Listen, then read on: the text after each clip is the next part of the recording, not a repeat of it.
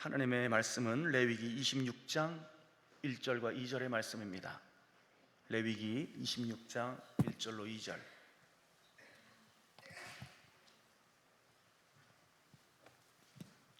레위기 26장 1절로 2절.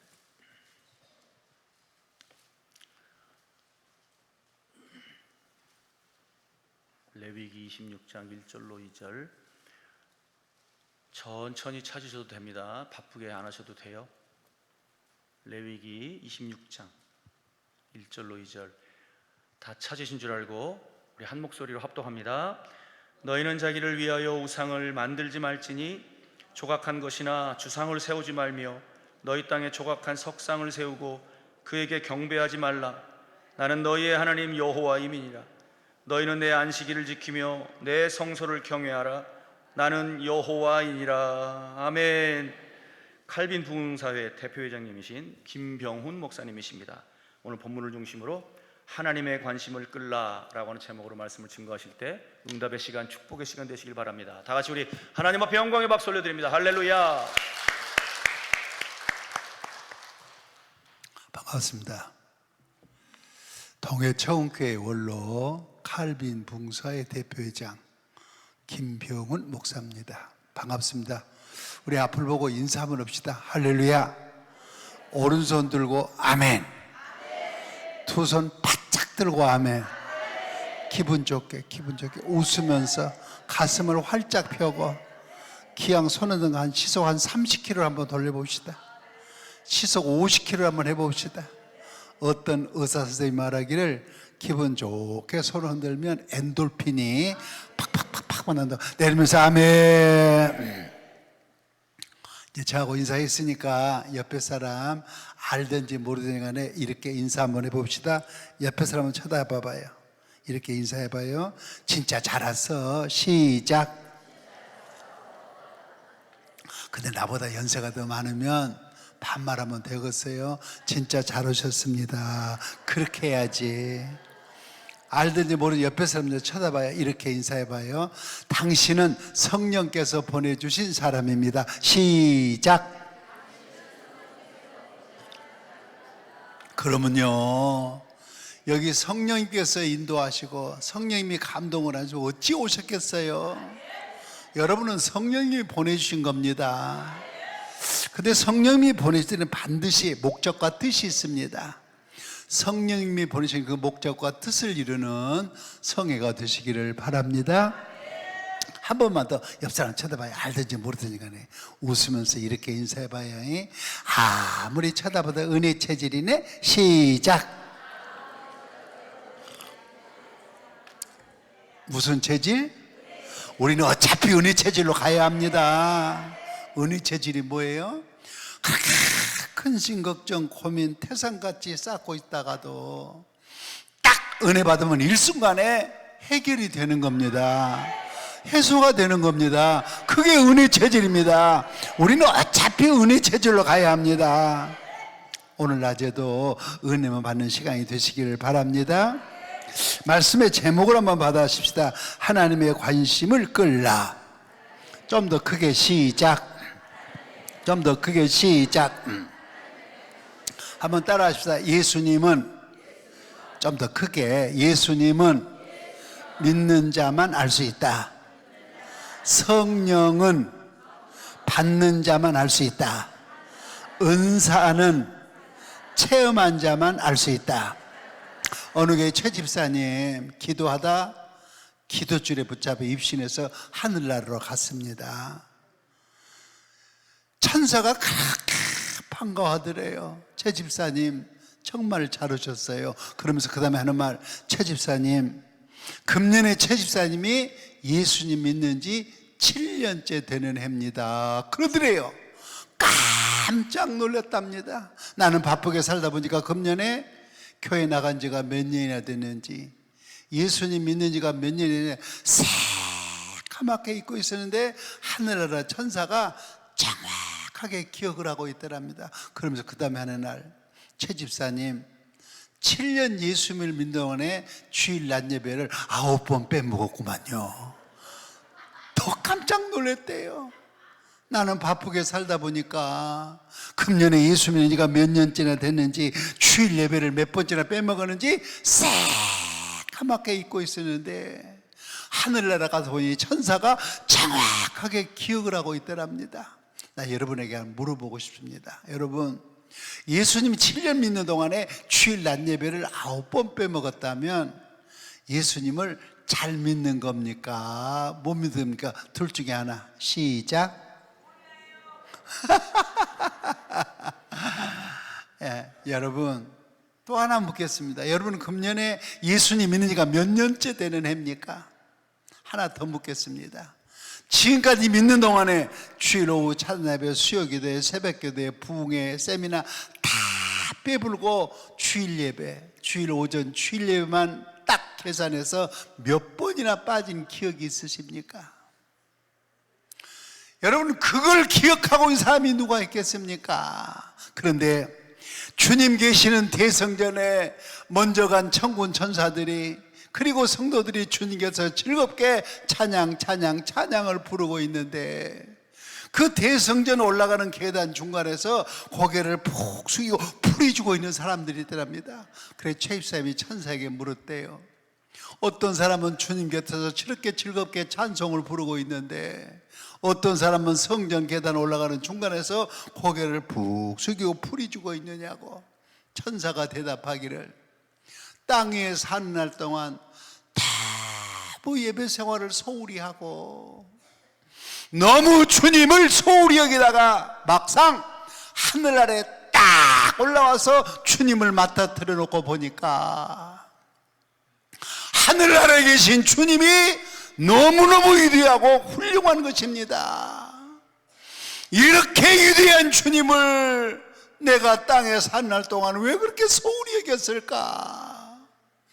하늘 날아와서 보니 이렇게 위대한 주님인데 내가 왜 그렇게 주님을 게을리 섬겼을까? 스스로 주님 곁에를 못 가고 성전 올라가는 계단 중간에서 고개를 푹 숙이고 풀이 주고 있는 것이었습니다. 이 모습을 보고 돌아온 최입사님이 다시는 주일 예배에 실패한 일이 없었습니다. 한번 따라 하십시다. 예배 생활로, 좀 더 크게, 예배 생활로 하나님의 관심을 끌자. 다 같이 시작.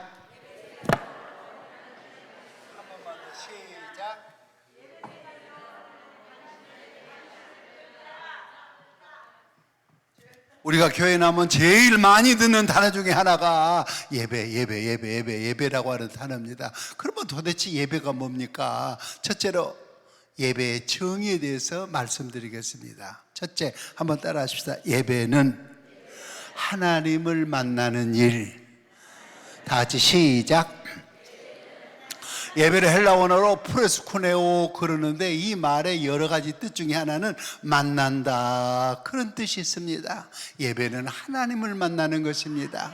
한번 야무지게 한번 대답을 해보십시오. 오늘 여러분들이 예배드리러 나오셨습니다. 그럼 여러분들은 오늘 누구를 만나러 나오신 거예요? 좀 야무지게 누구를 만나러 오신 거예요? 좀 의식이 있으셔야 합니다. 나 오늘 하나님 만나러 간다. 나 오늘 하나님 만나러 간다. 하나님을 만나는 게 예배인 것입니다. 하나님, 나 지난 한 주간 너무 힘들게 살았습니다. 나 지난 한 주간 너무 형편없이 살았습니다. 나 오늘날 내 주님을 만나보지 않고서는 숨이 막힐 것 같아서 나 오늘 주님 만나러 왔습니다. 그게 주일 예배인 것입니다. 여러분, 실수만 하고 죄만 짓고 사는 인간은 전능하신 하나님을 만나야 죄를 용서받고 상처가 싸매지고 기도는 응답되고 세상을 이길 지혜와 능력을 얻게 되는 것입니다. 여러분, 하나님을 만나야 하나님의 명령을 받고 지시를 받고 계시를 받고 응답을 받고 보호를 받는 것입니다. 그래서 정직하게 사는 기독교인은 무슨 일을 행동으로 옮기는 일이 반드시 하나님을 만나는 예배부터 드리는 것입니다.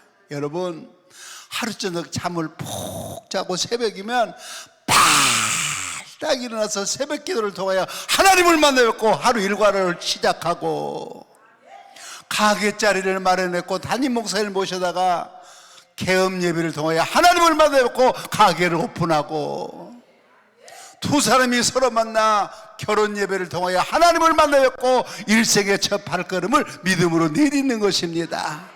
여러분,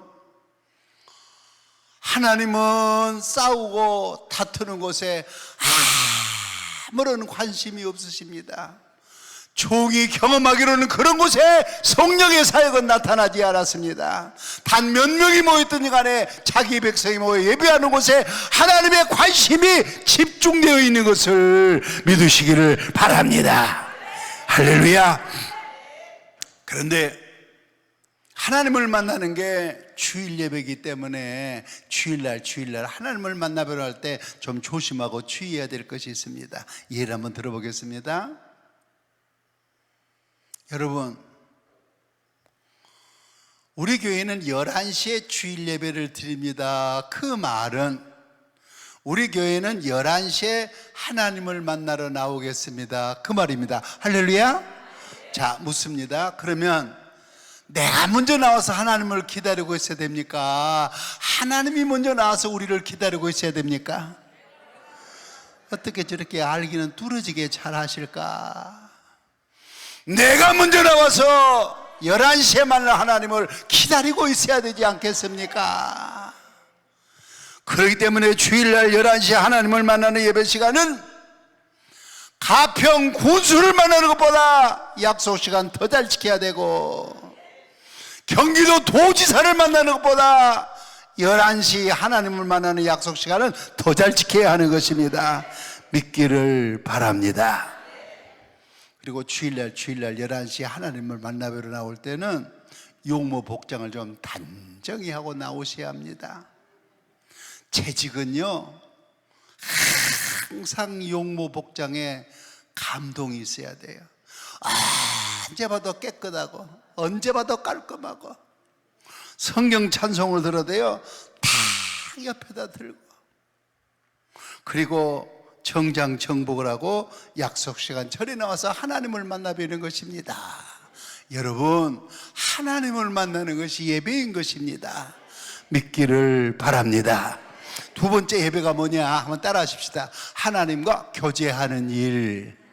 좀 더 크게 시작.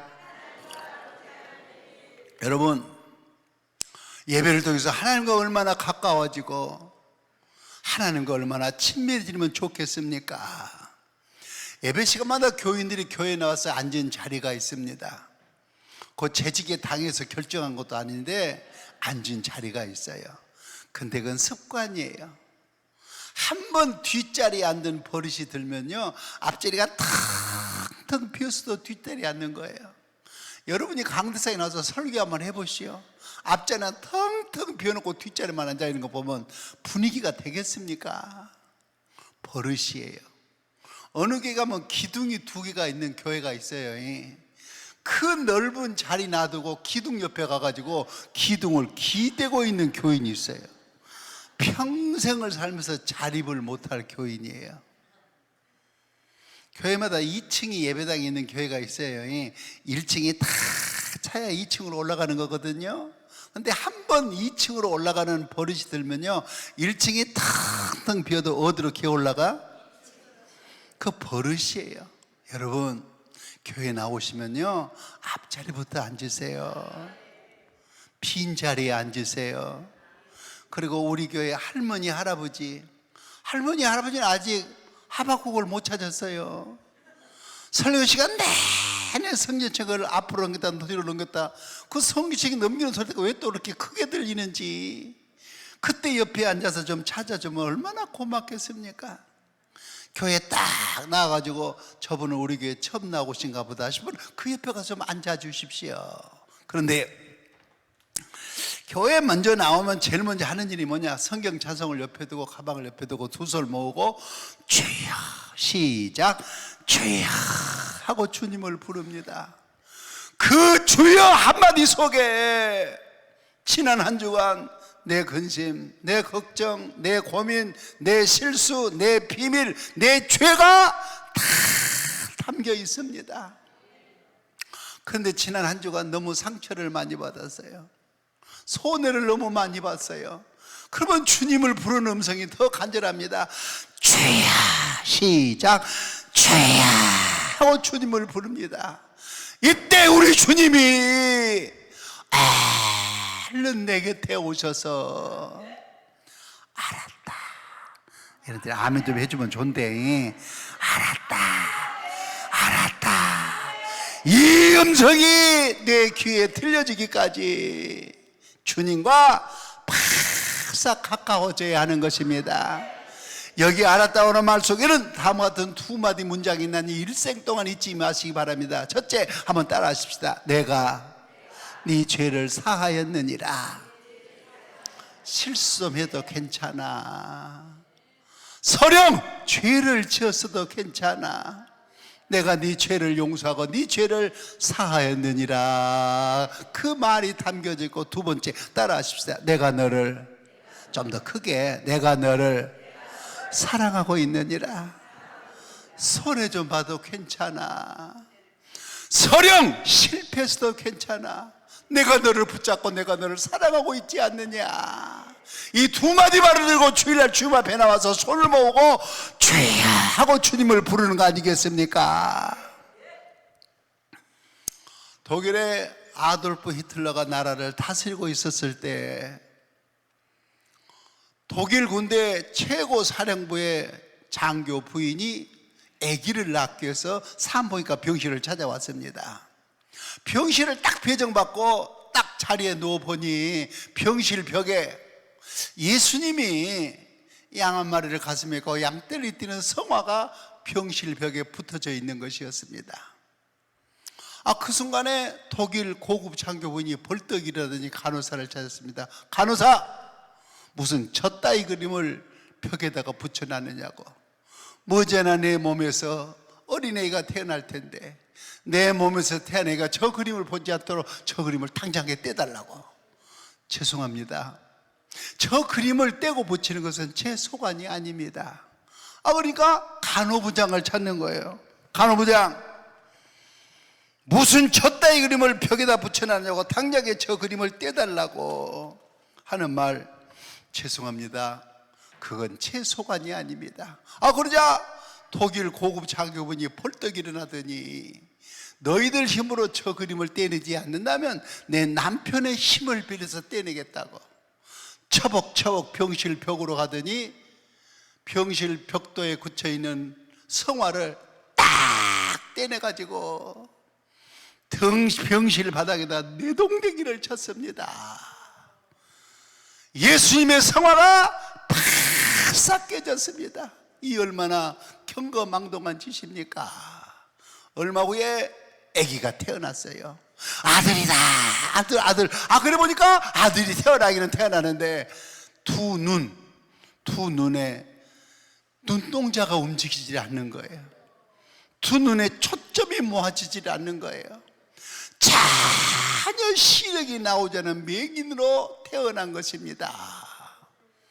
이 아기는 평생을 사는 동안에 아빠 엄마의 얼굴을 볼 수가 없었고 저 성화 속에 있는 예수님이 만드신 이 아름다운 세상을 볼 수가 없었으며 평생을 맹인으로 살아야 했습니다. 이 얼마나 억장이 무너지는 순간입니까? 여러분, 가끔 교회를 욕하는 사람이 있습니다. 그건 교회를 욕하는 게 아니라 하나님을 욕하는 것입니다. 여러분, 예배를 소홀히 여기는 건 예배를 소홀히 여기는 게 아니라 하나님을 소홀히 여기는 것입니다. 반면에 예배에 목숨을 거는 것은 하나님께 목숨을 거는 것입니다. 믿기를 바랍니다. 여러분, 자유당 시절에 이기붕 씨의 숨은 비화를 알고 계시지요? 그 이기붕 씨하고 부인 마리아 여사가 참 신앙생활을 착하게 잘한 사람들이었습니다. 그런데 아들 이강석이를 낳아가지고 이승만 대통령 가정에 양자로 보내면서부터 세도가 높아지자 이기붕 씨 내가 교회를 안 나오는 거예요. 그런데 그 마리아 여사의 친정어머니가 권사님인데 믿음이 참 신실하셔요. 담임 목사님을 찾아가지고, 목사님, 우리 사이 이기붕이 우리 딸 마리아 앞으로 대한민국을 위해서 큰일 할 사람들 아니냐고. 목사님 피곤하시겠지만 일주일에 한 번씩 우리 딸네 집에 와서 신방 예배 좀 드려달라고. 그래서 그 친정어머니가 담임 목사님 모시고 일주일에 한 번씩 신방을 가는데, 한 번은 갔더니 마리아가 하는 말, 어머니, 저 목사님요 다시는 모시고 우리 집에 오지 마세요. 창피합니다.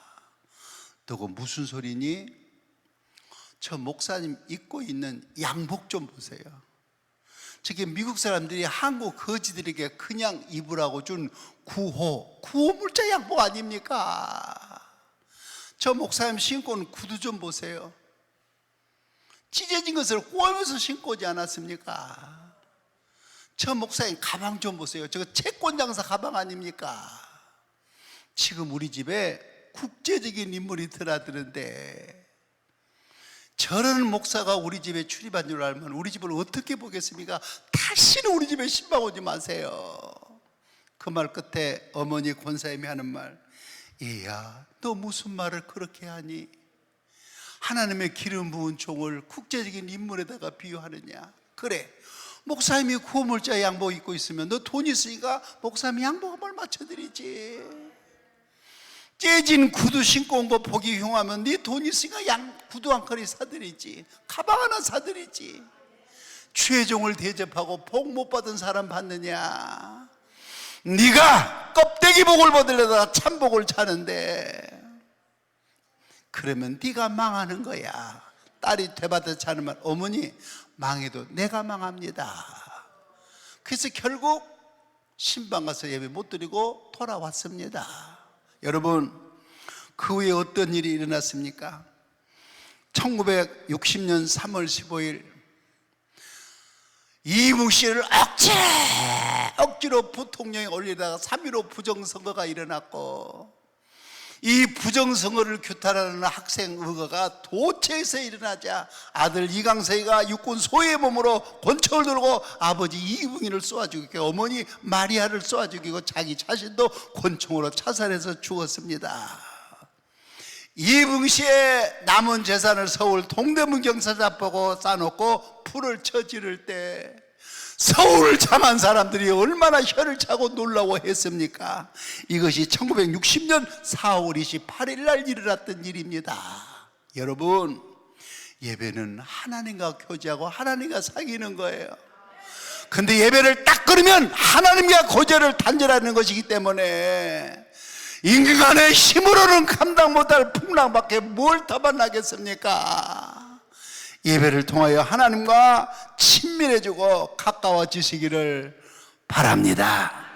세 번째 예배가 뭐냐? 한번 따라 하십시다. 인간의, 좀 더 크게, 인간의 최고 행위. 다 같이 시작. 자, 보십시오. 죄인의 입에서 나온 찬송을 하나님이 들어주시고, 죄인의 입에서 나오는 기도를 하나님이 받아주시고, 때 묻은 헌금을 하나님이 받아주시고, 세우시는 목사님을 통하여 하나님의 음성을 듣게 하시고, 목사님이 손을 들어 축도할 때 복을 받는 일에 참여하는 것은, 내가 하루 24시간을 사는 동안에 그 예배 시간은 가장 경건한 시간이요, 가장 정결한 시간이요, 가장 의로운 시간이요, 내 인생 최고의 기가 예배 시간인 것을 믿으시기를 바랍니다. 그렇기 때문에 식모를 두고 살면서도 주일을 우습게 하는 주인 아주머니보다는 그 집에서 식모살이를 하면서도 주일 지킬 때 목숨 건 식모 아주머니가 교회 안에서는 훨씬 더 존경의 대상인 것을 잊지 마시기를 바랍니다. 대학을 나왔어요. 대학원을 나왔어요. 박사이가 몇 개예요. 그런데 주일을 소홀히 여기는 그 박사보다는 초등학교 문턱을 못 넘어가 봤을지라도 목숨 걸고 주일 지키는 할머니가 교회 안에서는 그 박사보다 훨씬 더 존경의 대상인 것을 잊지 마시기를 바랍니다. 영국의 웰링턴 제독이 여러분, 해군은 원스타 이상이 제독이에요. 프랑스의 나폴레옹을 물리치고 개선 장군의 모습으로 돌아올 때 영국의 황실에서 특사를 내려보냈습니다. 나폴레옹을 물리치고 돌아오는 저 웰링턴 제독을 빨리 황실로 모셔드리도록 해라. 그때 웰링턴 제독이 하는 말, 잠깐만, 제가 이번에 워털루 전투에서 너무 많은 사람을 죽이고 너무 많은 피를 흘려 너무 많은 죄를 지었으니 내가 황실에 들어가기 전에 하나님 앞에 가서 참회의 기도부터 드려야 되겠습니다. 그러면서 하나님의 성전부터 찾았습니다. 이 말을 좀 더 쉽게 말하면이, 당신은 이번에 대한민국을 향해서 너무 큰 공을 세웠으니까 빨리 용산의 대통령실로 들어오라고 그랬더니 하는 말, 용산의 대통령실에 들어가는 게 뭐가 그렇게 급합니까? 내가 이번에 실수를 너무 많이 해서, 내가 이번에 죄를 너무 많이 이어서 내가 나가는 우리 교회 가서 회개부터 하고 그 다음에 내가 용산에 올라가겠습니다 하면서 교회부터 찾아왔단 말입니다. 웰링턴 제독이 하나님의 성전을 찾아나왔는데 얼마나 교인들이 많이 나와서 예배에 참석했는지 빈자리가 없어요. 앉을 자리가 없어요. 안내원이 웰링턴 제독을 알아보고 앉히려고 자리를 하나 구하려고, 집사님 잠깐 일어서세요. 웰링턴 제독이 예배 들어왔는데 앉을 자리가 없습니다. 그때 제독이 뒤따라 하는 말, 가만히 앉아 계세요. 하나님이 내다보실 적에는 당신 영혼이나 내 영혼이나 똑같게 보십니다. 그러면서 자리가 없으니까 끝까지 서서 참회 기도를 드리고 특사를 따라 영국의 황실로 들어갔습니다. 오늘날 영국의 젊은이들에게 묻기를, 너는 역대의 인물 중에 누구를 가장 존경하고 물으면 한결같이 대답하기를, 처칠 수상을 존경하고 웰링턴 제독을 존경한다고 대답하고 있습니다. 여러분, 이렇게 내 인생의 최고의 행위가 예배입니다. 내가 실수를 너무 많이 하고 죄를 너무 많이 지어서 우리 교회 가서 회개부터 해야 되겠다고, 이렇게 내 인격을 경건하게 만들어주고 내 영혼을 신령하게 만드는 게 바로 예배인 것입니다. 믿기를 바랍니다. 네 번째 예배가 뭐냐 한번 따라 하십시다. 구원받은 성도의 영광스러운 의무. 다 같이 시작. 한 번만 더 시작. 한나라의 국민이 되면 국방의 의무, 교육의 의무, 근로의 의무, 납세의 의무가 있는 것처럼 십자가 피 뿌린 보혈로 구원받은 성도들에게 하나님은 의무 중에 의무를 하나 맡겨주셨는데, 바로 그 의무가 예배를 드리는 의무인 것입니다. 하나님은 이 의무를 짐승에게도 맡기지 아니하시고 천사에게도 맡기지 아니하시고 여러분과 나에게 맡겨주셨으니, 주일 예배, 주일 오후 찬양 예배, 수요기도회, 새벽기도회, 부흥회, 세미나, 여러분 집회를 통해서 세상은 좀 멀어져도 하나님과 가까워지시고, 세상은 좀 멀어져도 은혜 자리와 가까워지시고, 세상은 좀 멀어져도 교회와 바싹 가까워지시기를 주님의 이름으로 축복합니다. 이렇게 믿기 원하시면 두 손 들고 아멘. 더 크게 아멘. 아주 크게 아멘. 내리면서 아멘. 찬송가 338장, 찬송가 338장 부탁해요. 찬송가 338장 네 줄을 가까이, 찬송가 338장 네 줄을 가까이. 우리 손이 있으면 손뼉을 치시고, 손이 없으시면 박수를 치시고, 손뼉 치고 박수 치고 박수 손뼉 치면서 내 주를 가까이 하게 함은 십자가 잼 같은 고생이나 내 일생 소원은 늘 찬송하면서 주께 나가게 원합니다. 내 고생하는 거 예냐고비 돌베개 베고 잠 갔습니다.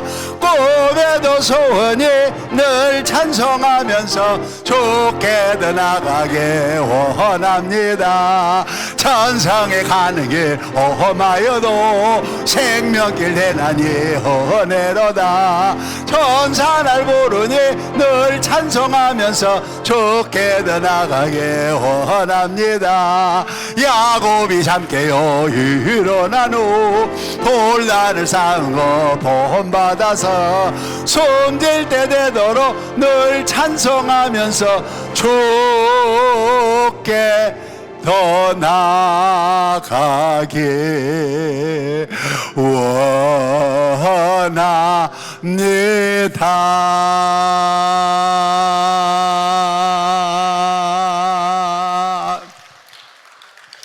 다음으로 예배의 대상 누구에게 예배를 드려야 할까? 오래된 고목나무도 잘 깎아 세운 돌부처도 훌륭한 부모님도 자랑스러운 자식도 예배의 대상은 될 수가 없습니다. 나의 예배를 받으실 분은 오직 한 분, 하나님 아버지 한 분밖에는 없습니다. 죄송해요. 아무 데서나 시주하는 게 아니에요. 아무 데서나 합장하는 거 아닙니다. 내 예배를 받으시면 오직 한 분, 하나님 아버지 한 분밖에는 없습니다. 다음으로 예배 날 언제 예배를 드려야 될까요? 주일날, 성일날 예배를 드려야지요. 그런데 여러분 일요일이라고 그러지 마세요. 일요일이라고. 꼭 주일이라고 그러세요. 주일이 뭐예요? 주님의 날, 주님이 부활하시는 날, 예배를 통해서 주님이 영광을 받으시는 날.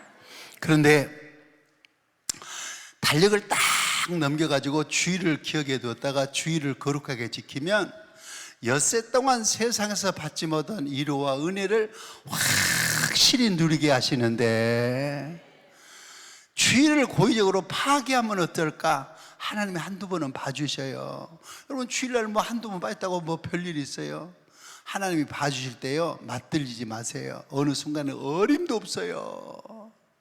어느 순간에 어림도 없습니다. 저는 대한민국을 순방하는 미국의 역대 대통령 가운데 가장 인상 깊은 대통령은 미국 조지아주 프로빈스의 지미 카터 대통령, 금년에 100세거든요. 한국을 방문했어요. 그런데 미국 대통령이 한국을 방문하려면 꼭 일본을 거쳐서 오셔요. 근데 일본을 3일을 머무르면 한국은 땅덩어리가 적다고 이틀을 머무르시는 거예요. 그래서 순방 일정을 짜는데 나 침례교인이라고. 여의도 침례교회 가서 주일 예배를 드리고 난 지미 카터 대통령, 얼마나 멋있는 대통령이요, 세계적인 대통령의 모습입니까? 1983년 11월 13일 제40대 미국의 레이든 대통령이 한국에 오셨어요. 주일날입니다. 미군 장병들과 주일날 예배를 드리고 월요일날 국회의사당에서 국회의원들 앞에서 연설을 하는데, 그 와중에도 잠깐 묵상 기도를 드리고 연설을 시작한 레이건 대통령, 얼마나 멋있고 세계적인 대통령의 모습입니까? 나는 우리나라 역대 대통령 가운데 외국의 순방 중에 주일날 어느 교회에 찾아가서 예배를 드렸단 말을 아직 못 들어봤습니다. 꼭 외국을 나가도 주일날 돌아갔다가 주일날 돌아온 대통령 한없이 많이 봤습니다. 1990년 9월 18일 오후 8시 15분 서울 종로구 안국동 자택에서 제4대 윤보선 대통령이 93세의 일기로 세상을 떠났습니다. 정부에서 국장을 드리자고 했더니 공덕기 권사님이 하시는 말씀, 우리는 조용히 가족장을 치르겠다고, 끝까지 가족장을 고집하기에 거듭 물었더니 하시는 말씀, 만약에 우리 영감 국장으로 장례를 치르면 우리 영감 시신 앞에서 중들 떠와서 목탁을 두드릴 텐데 나는 잡교를 인정할 수 없노라고. 그러면서 우리는 장례 칠 때 3일장, 5일장, 7장 홀수로 장례를 치르잖아요. 주일을 지키기 위해서 5일장으로 월요일날 당시 일하는 안동교회 유경재 목사를 모시다가 가족장을 조용히 지는 공덕기 권사님, 지금 공권사님은 하늘 날아가시지만 권사로서요 정말 주일 지키는 모범을 보여주셨습니다. 이 양반은 당신 입으로 이름을 밝혔으니까 나도 이름을 밝히고 간청할게요. 대구에 가면 서현교회가 있습니다. 정규만 한의사 집사님이 계십니다. 어느 주일날 딱 교회 가야 될 시간인데 이 많은 낚시대를 들고 여보 나 오늘 낚시질 가 하면서 낚시질을 가는 거예요. 저녁 때입니다. 대문이 활짝 열더니 여보 이것 좀 보라고, 내가 오늘 잡은 이 잉어로 우리 잉어찜 한약재 좀 넣어서 잉어찜 좀 해 먹자고. 무슨 찜? 혼자 좋아가지고 부엌에 가가지고 이만한 그릇에다가 참기름 2대를 부었어요. 툭툭 소리가 들어 팔팔 끓였어요. 그리고 잠깐 양념을 가지러 간 사이에 아빠 음성을 들은 아들이 아빠 하고 문을 열다가 한 바퀴로 굴러가지고 팔팔 끓는 참기름 쏘고 쑥 들어가 버렸어요. 순식간에 애가 물켜져 죽었습니다. 충을 어떻게 땅속에다 묻어야지. 그리고 나서 정규만 집사님이 그대로 교회를 들어가더니 하루가 지나 이틀만 나오는데 얼마나 울은지 눈이 띵띵 못 써요. 여보 내가 미쳤지. 주일날 집사가 잉어찜 좀 해먹으려다가 아들을 잃었으니 누구를 원망하고 누구를 탓하겠느냐고. 여러분은 어떻게 생각하십니까?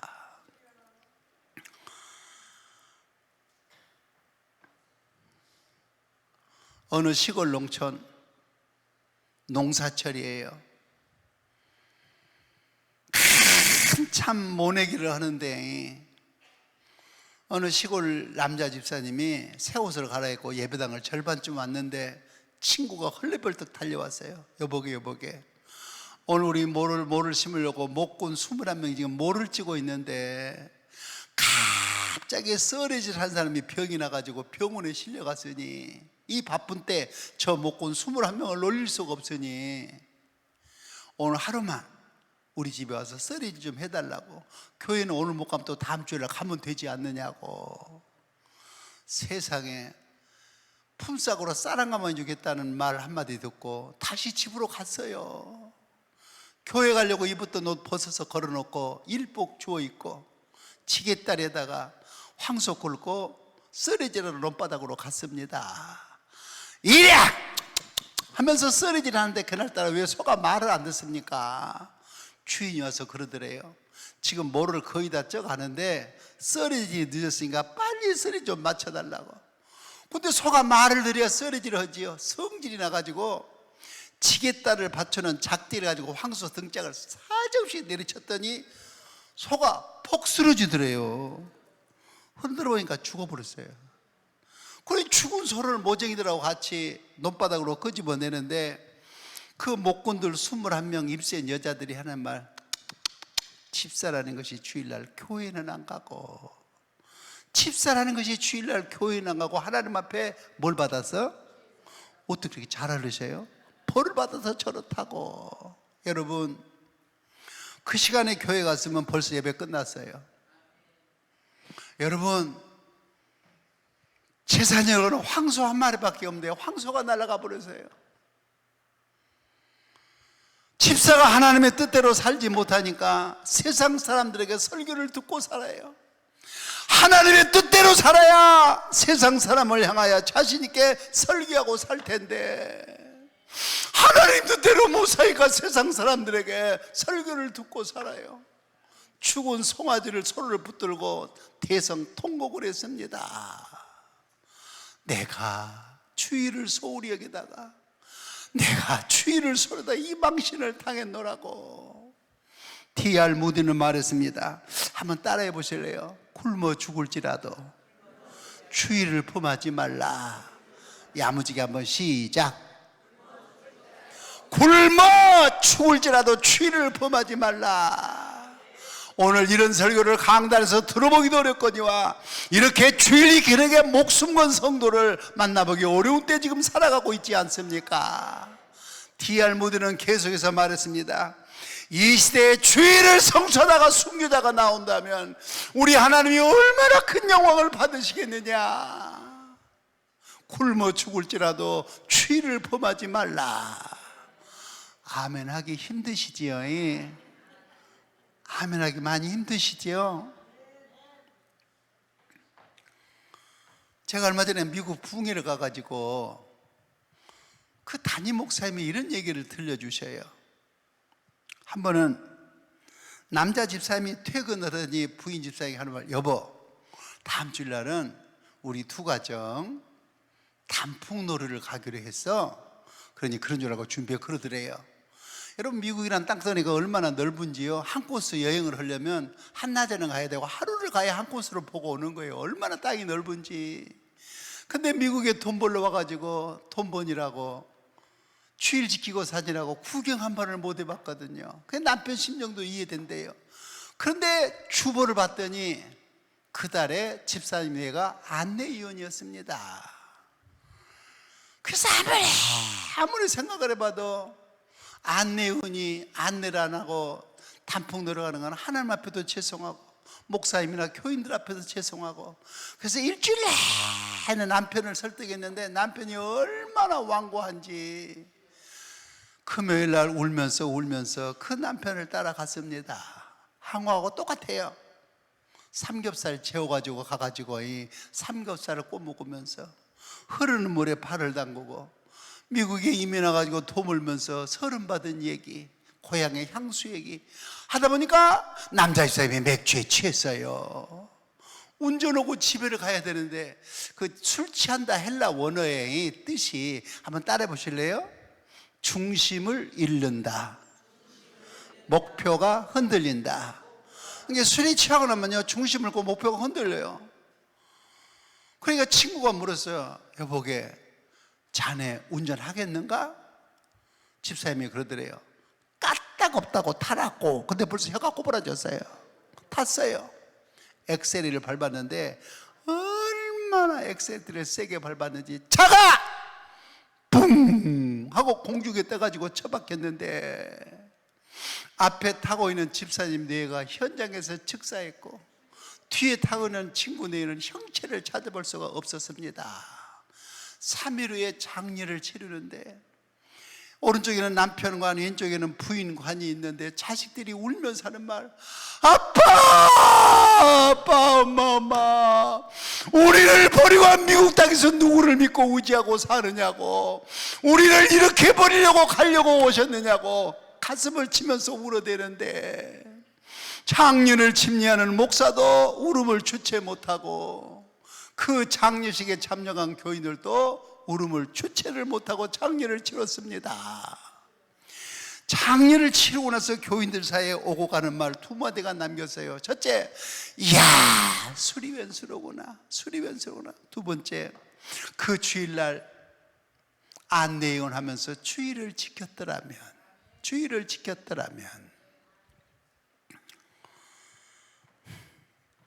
이 양반은 당신 입으로 이름을 밝혔으니까 저도 이름을 밝히고 간증하겠습니다. 전라북도 함열에 이대호 장로님이 경영하는 이시기빵이라고 있어요. 그런데 이대호 장로님이 한 번은 카세트 테이프를 보내왔어요. 그러다 뭐라고 썼는가 하니, 내가 도청교회를 지려고 하는데 교인들도 몇 명 안 되고 헌금할 사람도 없으니 내 신앙 간증을 듣고 건축금 한 번 보태달라고. 그래서 제가 잘 아는 장로님이라 전화를 했거든요. 장로님이 전화 통해다 이렇게 말씀하셨어요. 목사님, 나는 12살 때부터 교회 나가기 시작했습니다. 24살에 결혼했습니다. 내 나이가 금년 75인데 만 50년 동안 주일 낮 예배를 한 번도 결석한 일이 없습니다. 여러분들은 조그만 은혜가 되면 아멘을 안 해요. 넋을 잃고 들은 건 고마운데 그래도 아멘도 해야지. 몇 년? 답이나 좀 해보시오. 몇 년? 나 결혼해가지고 50년 동안 본교에서 주일 예배를 한 번도 빠진 일이 없습니다. 내가 이 말을 듣고 장로님께서 기도하다 세 가지 사실을 발견했어요. 첫째, 이야, 우리 장로님 건강 축복 받으셨구나. 장로가 병나서 중환자실에 놓으면 먼저 주로 주의를 지킵니까? 두 번째, 환경을 이겨내신 장로님이었습니다. 어느 주일날 결혼 청첩장에 16장이 왔더래요. 대체 주일날 무슨 결혼식을 그렇게 많이 하는지. 근데 이제 장로님이 시기점을 경외하니까 고객관리 차원에서 축구복도 16장을 만들어가지고 토요일날 우리 대신방 하듯이 차근차근 찾아가서 전달하면서 이렇게 인사한대요. 내일 12시 결혼식 축하드립니다. 내가 그 결혼식에 가야 되는데 내가 장로인지라 교회를 가야 되기 때문에 미리 축구복을 받아왔노라고. 그러면 주인이 받으면서 하는 말, 그러면요 장로님은 내일 교회 가셔야죠. 교회 가셔야죠. 그래서 축구복도 16장을 토요일날 다 들고 주일날 집안 식구들이 교회 나가서 교회를 섬겼는데, 나 결혼해서 50년 동안 주일날 12시에 이 예식장에 가서 끼웃거리다가 점심 한번 얻어먹은 일이 한 번도 없고, 오후 1시에 저 예식장 끼웃거리다가 차 한잔 얻어먹어본 일이 한 번도 없었습니다. 환경을 이겨내신 장로님 아니요. 셋째, 잘 들으세요. 목사나 장로나 권사나 집사가 한 교회를 50년을 섬기다 보면 어떻게 은혜로운 일만 있겠습니까? 어떻게 웃을 일만 있겠습니까? 한 교회를 50년을 같이 섬기다 보면 낯을 붉힌 때도 있었을 것이고 섭섭한 때도 있었겠지요. 그때 마음 잘못 먹으면 내가 이 교회 창립 멤버인데 나를 너무 몰라주네, 내가 이쯤 돼서 장로 사직해야지, 왜 이런 생각이 없었겠으며, 저기에는 장로 없다던데, 저기는 장로 없다던데 왜 이런 생각이 없었겠습니까만은 50년 동안 자리를 지킨 장로님. 장로님이 전화에다 그랬어요. 목사님, 나는요 주일 찬양 예배도 50년 동안 본교에서 한 번도 빠져본 일이 없고 수요 기도에도 본교에서 한 번도 빠져본 일이 없습니다. 내 나이가 75 많지도 않는데 내가 49년 동안 교회학교 아동부 교사했는데 내가 금년부터 몸이 무거워서 아동부 교사를 못 나가는데 나 아동부 교사 49년 했습니다. 지금 장로님이 하늘나라 가셨지만요, 미안해요, 장로님 학벌이 초등학교 4학년 수료가 전부입니다. 이 간증거리가 한 10년이나 20년쯤 지난 다음에는 여러분 집안에 여러분의 간증거리가 되시기를 바랍니다. 네 번째, 예배의 장소, 어디 가서 예배를 드려야 될까? 아들네 집 딸네 집도 월요일 갔다 토요일날 돌아오셨어요. 내가 등록한 교회, 내가 임직받은 교회, 내가 섬기는 교회에서 주일 예배 드리는 것을 원칙으로 알으시기를 바랍니다. 다섯 번째, 예배 드리는 자세, 예배 드리는 방법. 한 번은 남성교회 헌신 예배 설교를 부탁받고 강단에 딱 서서 설교를 시작하는데 어디선가 손톱 깎는 소리가 나는 거예요, 설교 시간에. 그래 그때부터 제 마음이 바빠졌습니다. 설교 은혜스럽게 하려 손톱 깎는 범인 잡을라, 손톱 깎는 범인 잡을라, 설교 은혜스럽게 하려. 그때부터 마음이 바빠졌어요. 드디어 범인 잡았습니다. 어떤 남자분이요, 자기 의자 밑에다가 신문지를 쫙 깔아놓고 손톱만 깎다가 한번 쳐다보다가 손톱은 깎다가 한번 쳐다보다 그러는 거예요. 여러분, 헌신 예배를 밤마다 드립니까? 1년에 한 번 아니면 2번 드리겠죠. 더군다나 강사님 불러왔는데 하나님의 말씀을 듣는 순간에 어떻게 손톱을 깎고 있단 말입니까? 강대상에서는 좋은 얘기만 했는데 그냥 이 대목을 설명해서 하니까 이해하세요. 내가 어느 교회에서 이 얘기를 했거든요. 그랬더니 그 교회에서요, 어떤 교회는 목사님이 설교만 시작하면 손톱을 깎기 시작했대요. 몇 년을 깎았는 거예요? 7년을 깎았대요. 근데 그 양반이 지금요, 자기 방 한 칸이, 집 한 칸이 없어요. 나는 꼭 7년 동안 예배 시간마다 설교 시간마다 손톱을 깎아서 집이 없단 말을 안 하겠어요.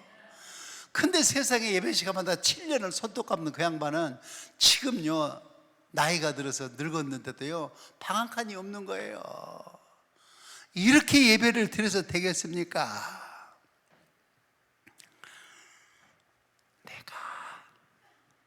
내가 권사님 얘기 한마디 할게요. 권사님이 집이 없어요. 집이 없어. 새끼들은 많은데. 그래서 밤낮 이사를 다녀야 돼요. 살만하면 전셋돈 300만 원 올려달라고 그래요. 그 300만 원 마련하니라고 아들 딸들이 연락해가지고 난리를 쳐서 300만 원 올려줬어요. 딱 1년 살았는데 주인이 하는 말 방을 빼달라고 그래요. 그럼 어떡해요? 1년 살고 방을 빼줘야지. 이렇게 평생을 내 집 없이 살다가 말년에 단독주택을 지었습니다. 할렐루야. 남 잘 됐다 그럴 때 아멘 좀 해주시오. 그래야 내 집도 생기지. 얼마나 잘 됐어요.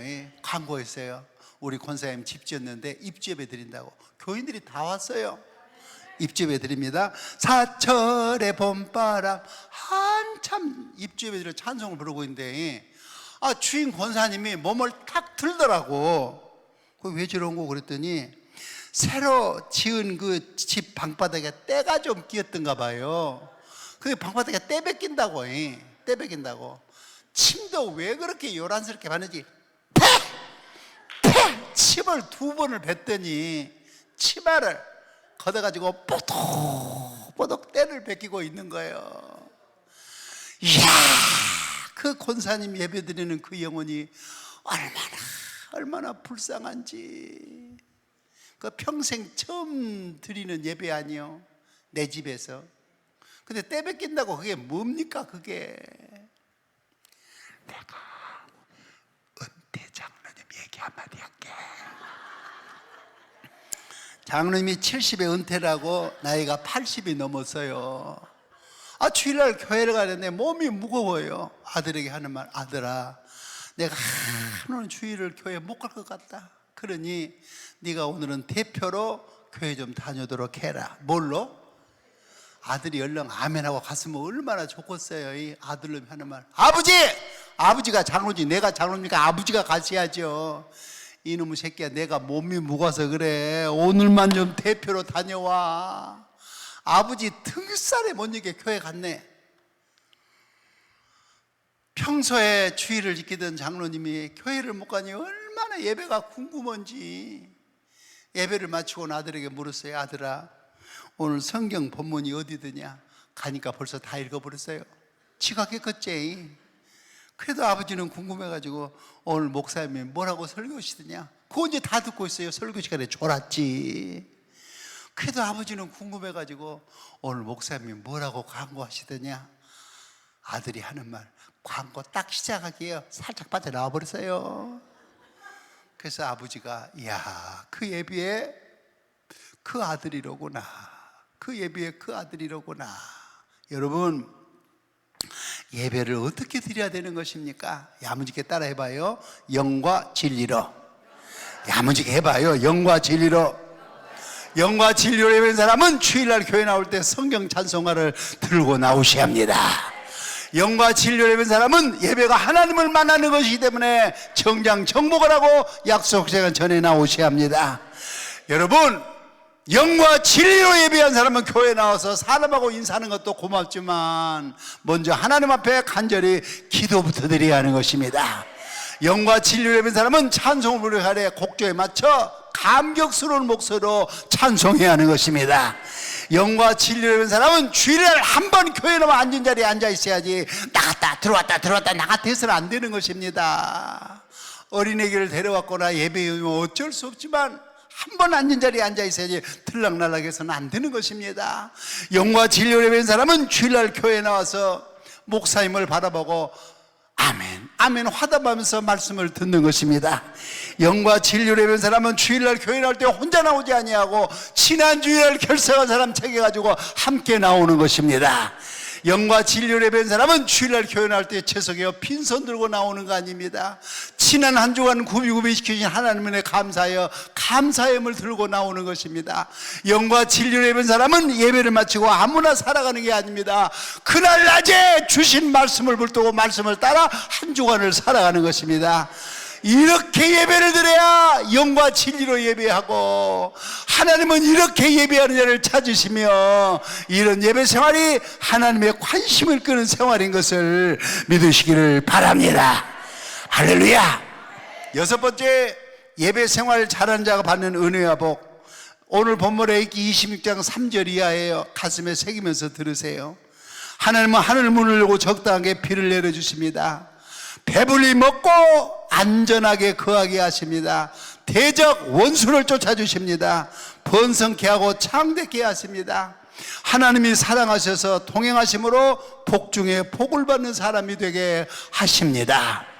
여기 서 있는 강사 입으로 할 말이 하나 있다면, 교회 안에서 가장 부덕한 사람이 누구냐? 가난하고 병들고 못 배운 사람이 아닙니다. 교회 안에서 가장 부덕한 사람은 주의를 소홀히 여기고 예배 생활을 게으리하는 교인입니다. 반면에 교회 안에서 가장 존경받을 교인이 누구냐?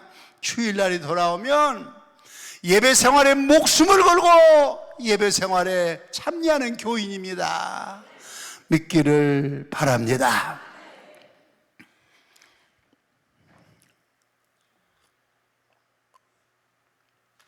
(1994년 10월 21일) 오전 7시 40분경 서울 성성구 성수동에서 그 젊은 권사님이 새벽기도에 참석했다가 아침 일찍 차를 몰고 가야 될 일이 있었어요. 왕복 8차선인데 차를 몰고 가는데 뒷차가 싹 다가오더니 비켜달라고 상향등을 껐다 켰다 하는 거예요. 나 여러분에게 물어보고 싶어요. 내가 지금 내 차선으로 차를 운전하고 가는데 뒷차가 팍싹 다가와서 비켜달라고 상향등을 껐다 켰다면 1번 얼른 비켜준다, 2번 막무가내로 그냥 간다. 몇 번이에요? 그냥 마음대로 하세요. 운전은 내 마음대로 하는 거예요. 근데 저 같으면 백밀러로 딱 보니까 뒷차가 너무 빨리 달려오잖아요. 그럼 브레이크 안 받고 미리 그냥 추월하도록 미리 비켜줘 버려요. 어차피 내가 그 차보다 빨리 안 갈 테니까. 이 침착한 새벽기도 다녀온 권사님이요, 우측 한배기를 켜고 이렇게 딱 비켜줬더니, 그럼 차가 지나가면 될 거 아니에요. 비켜줬으니까. 그 옆차가 윈도를 딱 내리더니 빨리 안 비켜줬다고. 얼마나 그 아침에 욕을 퍼붓는지. 그리고 그래서 그 사람이 엑셀을 메고 빵 하고 가다가 성수대교가 끊어져 가지고 그 사람까지 빠져 죽었고, 새벽기도 갔다 온 그 침착한 권사님 다리가 딱 끊어지자 급백기를 받아가지고 권사님부터 살아났습니다. 박수 치면서 아멘. 박수 치면서 아멘.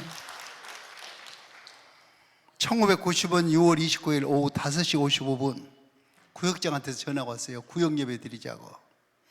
그러면 의식이 강한 교인 같으면 이렇게 대답할 수가 있어요. 구역장님, 한 번 정해놓은 시간에 구역 예배를 드려야지 왜 구역장이 마음대로 예배 시간을 바꾸냐고. 나 오늘 친구들하고 백화점에 내가 쇼핑하러 가서 난 못 간다고 그럴 수 있거든요.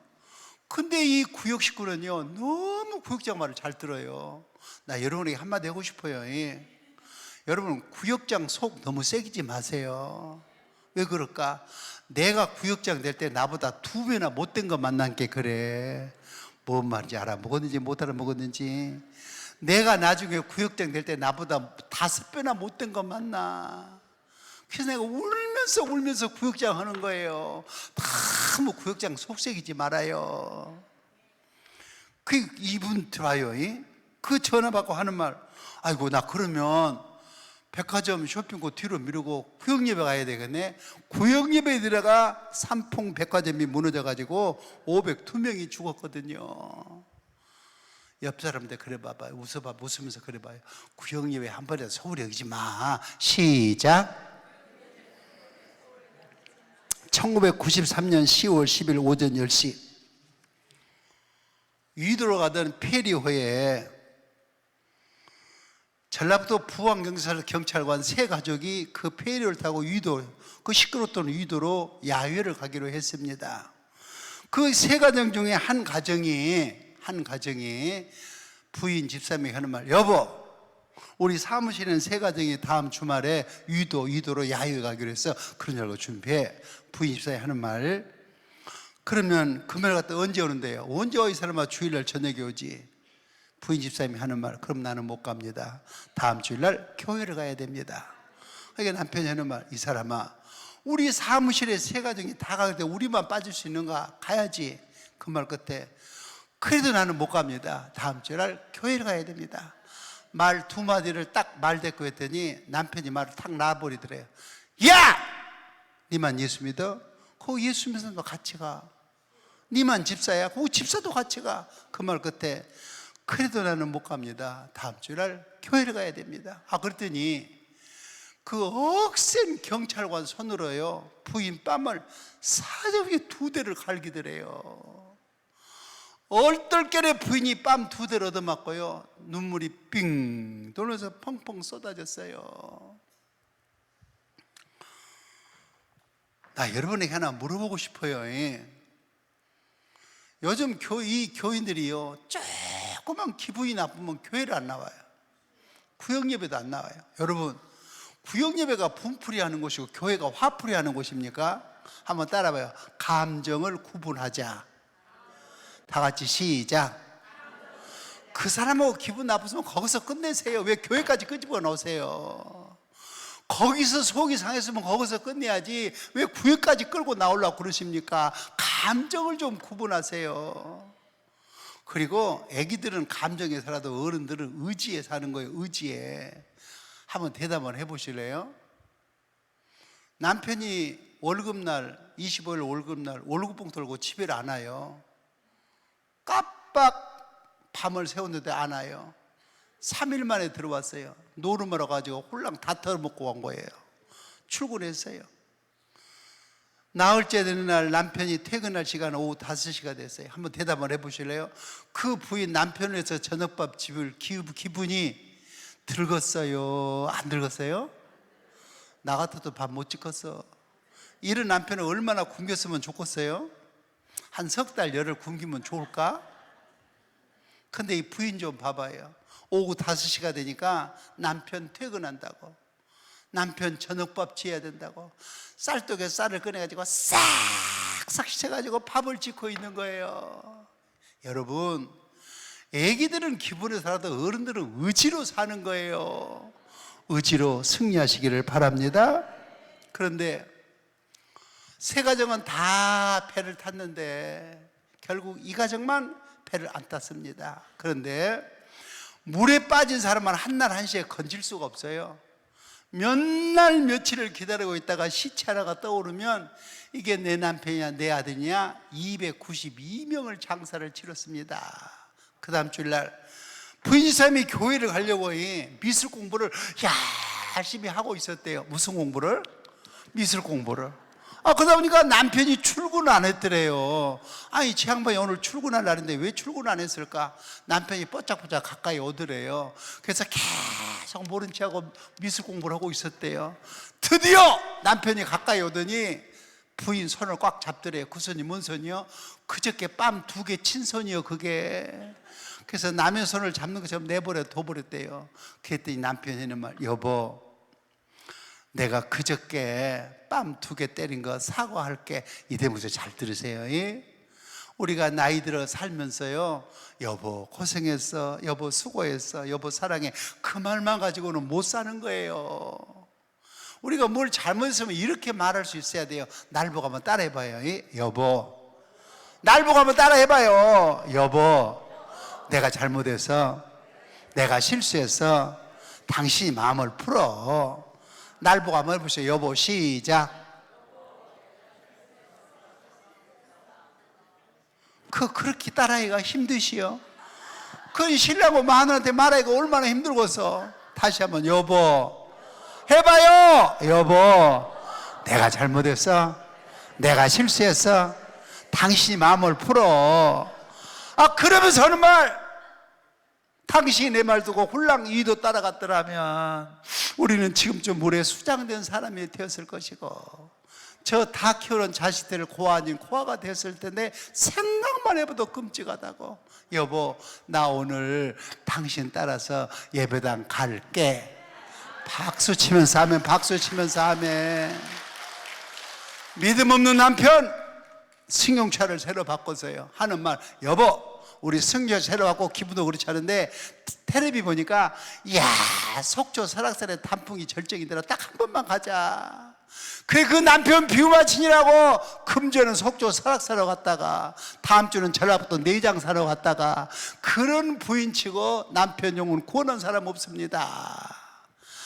뺨을 2대 얻어맞으면서도 나 못 갑니다. 다음 주에 교회 가야 됩니다.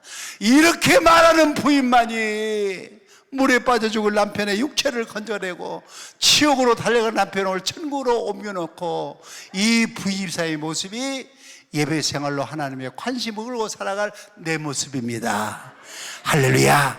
여러분, 신앙생활의, 예배생활의 회복이 신앙생활의 회복이요, 예배생활의 성공이 신앙생활의 성공이며, 신앙생활의 성공이 내 인생의 성공입니다. 할렐루야. 이제 우리 기도하는 시간인데 우리 일어나서 기도합시다. 일어나서 두 손을 번쩍 드세요. 반주 우리 두 손 들고 목숨 몰고 예배생활로 하나님의 관심에 끌게 해달라고 기도 한번 합시다. 주여 더 크게, 주여 더 크게,